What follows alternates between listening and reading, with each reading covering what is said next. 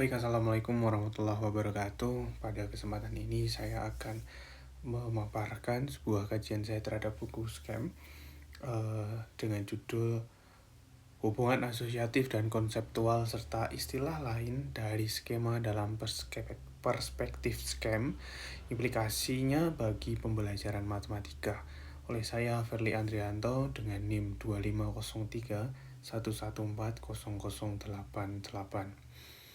Nah, pendahuluan.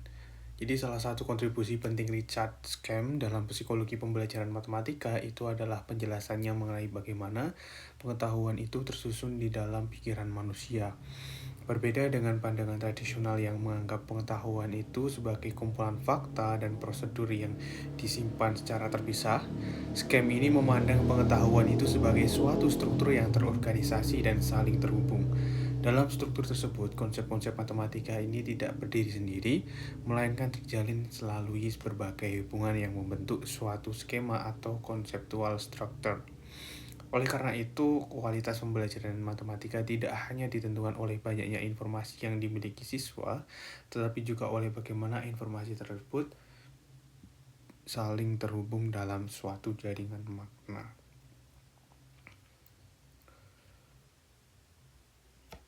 Nah, pada awal bagian pembahasan di sini ada pembatasan kajian ini, yaitu dari halaman 105 sampai 127. Nah, Scam itu menjelaskan bahwa proses berpikir matematis melibatkan aktivasi struktur pengetahuan yang telah ada ketika seseorang menghadapi pengalaman baru. Struktur tersebut ini berkembang melalui pembentukan hubungan-hubungan antar konsep yang secara bertahap ini menghasilkan pemahaman yang semakin kompleks. Dalam konteks ini, Scam itu membedakan dua jenis hubungan yang sangat penting, yaitu associative link atau hubungan asosiatif dan conceptual link atau hubungan konseptual. Nah, setelah menjelaskan kedua jenis hubungan tersebut, Scam kemudian membahas istilah lain yang digunakan untuk menyebut skema, yaitu conceptual structure, serta cara mempresentasikannya melalui konsep maps. Nah, pembahasan ini tuh sangat relevan bagi pendidikan matematika karena memberikan landasan teoritis untuk memahami mengapa sebagian siswa hanya mampu menghafal prosedur, sedangkan siswa lain mampu memahami konsep secara mendalam dan menggunakan cara fleksibel dalam berbagai situasi. Poin pertama di sini adalah pengetahuan sebagai struktur yang terorganisasi.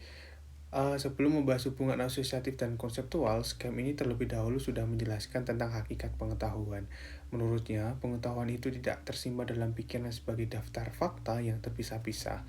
Sebaliknya, pengetahuan itu tersusun sebagai suatu sistem yang terorganisasi di mana setiap konsep memiliki hubungan dengan konsep lainnya.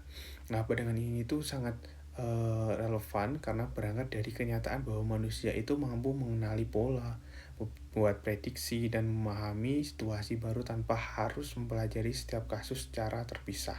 Nah, kemampuan tersebut hanya mungkin terjadi apabila pengalaman-pengalaman sebelumnya telah tersusun dalam suatu struktur yang saling terhubung. Nah, dalam matematika, misalnya konsep pecahan itu tidak berdiri sendiri. Pemahaman tentang pecahan itu berhubungan dengan konsep pembagian, rasio, proporsi, persentase, bilangan rasional, dan hingga mungkin juga sampai fungsi. Nah, ketika seorang siswa mempelajari salah satu konsep tersebut, ia sebenarnya sedang memperluas jaringan hubungan yang telah dimilikinya. Oleh karena itu, belajar matematika itu bukan sekedar menambahkan konsep baru, tetapi juga mengintegrasikan konsep tersebut ke dalam struktur pengetahuan yang telah ada. Scam menegaskan bahwa semakin terorganisasi suatu struktur pengetahuan, semakin mudah seseorang memahami informasi baru. Sebaliknya, apabila pengetahuan itu tersimpan sebagai kumpulan fakta yang terpisah, proses belajar menjadi lebih sulit karena setiap fakta harus diingat secara individu tanpa dukungan hubungan yang bermakna. Nah, yang kedua di sini ada resonance model, itu adalah aktivasi struktur pengetahuan. Nah, untuk menjelaskan bagaimana pengetahuan digunakan ketika seorang berpikir, Scam ini memperkenalkan gagasan resonance model. Menurut model ini, ketika individu menghadapi suatu situasi atau informasi baru, konsep-konsep yang relevan dalam struktur pengetahuannya akan aktif secara bersamaan. Nah, aktivasi tersebut ini menghasilkan resonansi yang memungkinkan individu mengenali makna dari pengalaman yang sedang dihadapi. Sebagai contohnya adalah ketika di sini ada seorang siswa yang melihat bentuk persamaan 2x tambah 5 sama dengan 15. Siswa yang telah memiliki struktur pengetahuan yang baik tidak hanya mengenali simbol-simbol tersebut uh, sebagai suatu persamaan biasa. Nah, berbagai konsep yang berkaitan seperti kesetaraan, operasi inverse, variabel, dan penyelesaian persamaan akan aktif secara bersamaan. Nah, aktivasi inilah yang memungkinkan siswa memahami masalah dan menentukan strategi penyelesaiannya. Nah, sebaliknya, siswa yang hanya menghafal prosedur mungkin hanya mengingat aturan angka 5 dipindah ke kanan menjadi negatif 5, tanpa memahami mengapa langkah tersebut salah dilakukan. Dalam kondisi seperti ini, aktivasi pengetahuan berlangsung secara terbatas dan kurang fleksibel. Nah, resonance model ini menunjukkan bahwa efektivitas berpikir matematis sangat bergantung pada kualitas hubungan yang terdapat dalam struktur pengetahuan seseorang. Hubungan-hubungan tersebut semakin diperkuat dengan dijelaskannya oleh Scam melalui konsep associative links dan conceptual links. Nah, di sini kita lanjut ke associative links, hubungan asosiatif. Jadi hakikat hubungan asosiatif itu bahwasanya associative link merupakan hubungan yang terbentuk karena dua atau lebih unsur yang sering muncul bersamaan dalam pengalaman seseorang. Nah, hubungan ini tuh muncul melalui pengulangan, latihan, atau kebiasaan sehingga keberadaan satu unsur itu akan memunculkan unsur lainnya secara otomatis. Nah, dalam hubungan asosiatif, individu itu tidak harus memahami alasan mengapa hubungan tersebut terjadi. Yang penting adalah adanya keterkaitan yang telah terbentuk melalui pengalaman berulang. Sebagai contoh di sini adalah siswa yang mungkin mengetahui bahwa 7 kali 8 itu adalah 56. Karena telah menghafalnya berkali-kali. Hubungannya antara 7 kali 8 dan 56 itu tersimpan sebagai asosiasi dalam ingatan. Ketika melihat ekspresi tersebut, jawaban langsung muncul tanpa memerlukan penerapan lebih lanjut, jadi secara spontan. Nah, demikian pula ketika siswa menghafal luas sama dengan atau L sama dengan pi r kuadrat. Ini adalah suatu rumus untuk mencari luas lingkaran. Nah, selama siswa hanya mengingat rumus tanpa memahami unsur-unsurnya atau asal-usulnya, hubungan yang terbentuk masih bersifat asosiatif. Nah, ada juga di sini karakteristik associative links. Menurut Scam, hubungan asosiatif ini memiliki beberapa karakteristik utama. Yang pertama, hubungan dibentuk melalui pengulangan. Jadi semakin sering dua unsur muncul bersamaan, semakin kuat asosiasi yang terbentuk. Oleh karena itu, latihan dan drill dapat memperkuat hubungan asosiatif. Nah, yang kedua, setiap hubungan harus dipelajari secara terpisah. Jika siswa menghafal 5 fakta berbeda, maka kelima fakta tersebut harus diingat satu persatu. Tidak ada prinsip umum yang menghubungkan semuanya. Nah, hubungan asosiatif menghasilkan beban memori yang tinggi. Karena setiap fakta harus disimpan secara individual, jumlah informasi yang harus dihafal menjadi sangat besar. Yang keempat, transfer pengetahuan relatif terbatas. Jadi siswa dapat berhasil pada soal mirip dengan contoh yang pernah diajari, tetapi sering mengalami kesulitan ketika menghadapi situasi baru. Nah, ini adalah yang sering terjadi di pendidikan ya, terutama untuk anak-anak usia SMP. Mereka itu cenderung paham ketika diajari oleh gurunya atau oleh tutor sebayanya atau siapapun itu. Namun ketika mereka berhadapan dengan kasus yang lain, mereka akan sedikit keteteran dan mungkin kewalahan. Nah, yang selanjutnya, keterbatasan hubungan asosiatif. Scam itu tidak menyatakan bahwa hubungan asosiatif itu tidak berguna. Dalam matematika, sejumlah fakta memang perlu diotomatisasi melalui asosiasi, seperti perkalian dasar atau identitas tertentu yang sering digunakan. Namun, apabila pembelajaran hanya mengandalkan hubungan asosiatif, maka siswa cenderung mengembangkan pemahaman instrumental. Nah, mereka mengetahui aturan yang harus dilakukan, tetapi tidak memahami alasan mengapa aturan tersebut berlaku. Nah, akibatnya, ketika konteks soal berubah, prosedur yang dihafal seringkali tidak dapat diterapkan secara tepat. Inilah salah satu penyebab munculnya kesalahan-kesalahan mekanistik dalam pembelajaran matematika. Nah, terutama ini untuk soal-soal HOTS itu tidak bisa ya kalau misalnya diselesaikan hanya dengan pemahaman instrumental, karena biasanya di sana ada suatu permasalahan yang harus diselesaikan. Nah, ini menuntut pemahaman relasional. Ya, selanjutnya ini adalah konseptual links atau hubungan konseptual. Hakikat hubungan konseptual. Jadi berbeda dengan hubungan asosiatif, konseptual links ini terbentuk karena adanya keteraturan atau pola yang mendasari sebuah pengalaman yang berbeda. Nah, hubungan konseptual memungkinkan individu itu melihat kesamaan struktur di balik berbagai situasi yang tampaknya berbeda. Dengan demikian, seseorang itu tidak perlu menghafal setiap fakta secara terpisah karena fakta-fakta tersebut dapat dijelaskan melalui suatu konsep yang lebih umum. Nah, Scam menekankan bahwa hubungan konseptual itu merupakan dasar terbentuknya konsep matematika dan pemahaman yang sesungguhnya. Jadi ini ada contoh yang diberikan oleh Scam. Scam itu menggunakan ilustrasi deret dari 3, 6, 9, 12, dan 15, dan seterusnya. Nah, jika seseorang menghafal seluruh deret tersebut satu persatu, maka terbentuknya hanyalah hubungan asosiatif. Namun apabila seseorang menyadari bahwa setiap bilangan diperoleh dengan menambahkan angka 3 pada setiap bilangan tersebut, maka ia telah menemukan suatu hubungan konseptual. Nah, konsep bertambah 3 menjadi prinsip umum yang menjelaskan seluruh deret. Nah, dengan memahami konsep tersebut, seseorang dapat menentukan suku ke-20, suku ke-100, atau suku-suku berikutnya tanpa harus menghafal semua anggota deret. Nah, contoh ini menunjukkan bahwa suatu hubungan konseptual dapat menggantikan banyak hubungan asosiatif sekaligus. Nah, di sini ada juga karakteristik konseptual links. Jadi menurut Scam, hubungan konseptual memiliki beberapa keunggulan utama. Yang pertama, bersifat generatif, yang mana dia adalah satu konsep dapat menghasilkan banyak pengetahuan. Yang kedua, mengurangi beban memori karena individu tidak perlu mengingat setiap kasus secara terpisah karena seluruh kasus itu dapat diselesaikan oleh satu prinsip umum. Jadi seperti contoh deret tadi ya. Yang selanjutnya adalah mendukung transfer pengetahuan. Konsep yang dipahami dapat diterapkan pada situasi yang berbeda. Yang keempat, menjadi dasar pembentukan konsep tingkat tinggi.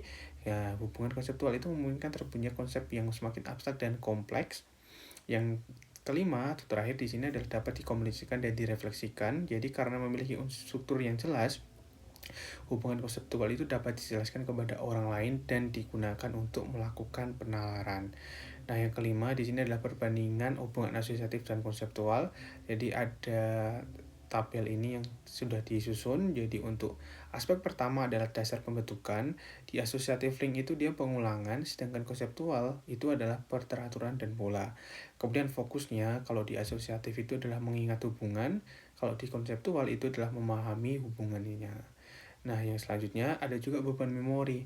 Kalau asosiatif ini lebih tinggi karena dia ada banyak konsep atau banyak suatu prosedur yang harus diingat. Sedangkan konseptual itu lebih rendah karena dia hanya cukup memahami kayak semacam asal-usulnya atau inti pokoknya saja. Nah, yang selanjutnya itu adalah transfer pengetahuan. Jadi asosiatif itu terbatas dari ya apa yang sudah dipelajari. Kalau misalnya konseptual itu lebih tinggi karena dia bisa dikembangkan lagi, lebih mekar lagi, dan lebih luas lagi. Nah, yang selanjutnya generalisasinya, kalau asosiatif itu lebih sulit karena ya hanya bersifat dari ingatan yang terfokus tadi, sedangkan konseptual itu lebih mudah karena ya dia lebih fleksibel itu tadi.